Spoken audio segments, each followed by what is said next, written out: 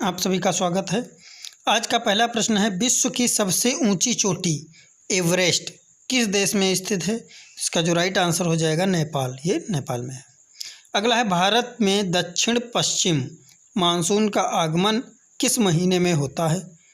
तो इसका right answer है जून के प्रथम सप्ताह में। अगला प्रश्न है, भारत की सबसे बड़ी जनजाति कौन सी है? तो भारत की सबसे बड़ी जनजाति जो है वो है गौड़ जनजाति। अगला प्रश्न है हमारा, भारत की सबसे चौड़ी नदी कौन सी है? चौड़ी नदी पूछ रहा है, कंफ्यूज नहीं होना है, तो ये है ब्रह्मपुत्र। ब्रह्मपुत्र।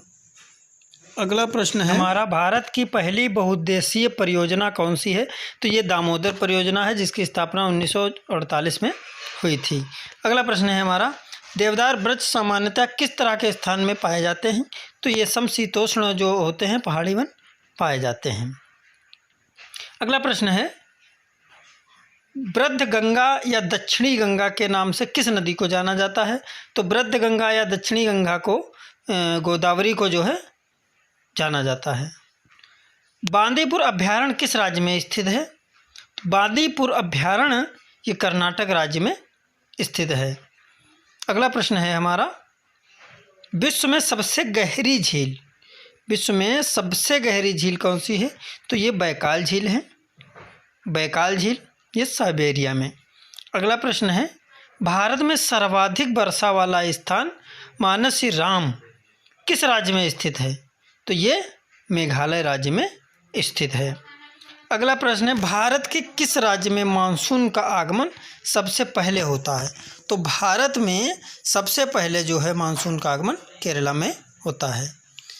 किस ग्रह के चारों ओर स्पष्ट वलय है? तो ये जो ग्रह है ये शनि है, इसके चारों ओर स्पष्ट वलय है। अगला प्रश्न है, पाक स्टेट किन देशों को जोड़ता है? तो ये जो पाक है ये इंडिया और श्रीलंका को जोड़ता है। अगला प्रश्न है, भूकंप तथा इससे संबंधित परिघटनाओं का वैज्ञानिक अध्ययन किस नाम से जाना जाता है? तो इसका जो वैज्ञानिक अध्ययन है वो सेस्मोलॉजी के नाम से जाना जाता है। अगला है, ग्रीष्म ऋतु में असम राज्य में चलने वाली तीव्र आर्द्र हवाएं क्या कहलाती हैं?